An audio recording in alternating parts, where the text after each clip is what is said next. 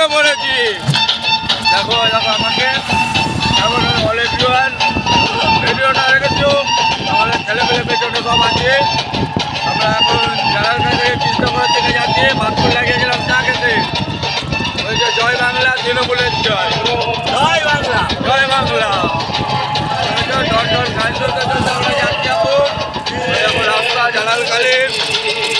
ওইদিকে আমি আছি, গাড়ি চালাচ্ছি বলে ওই হাতটা দেখাতে পারছি না, তাহলে গাড়ি পাল্টে যাবে।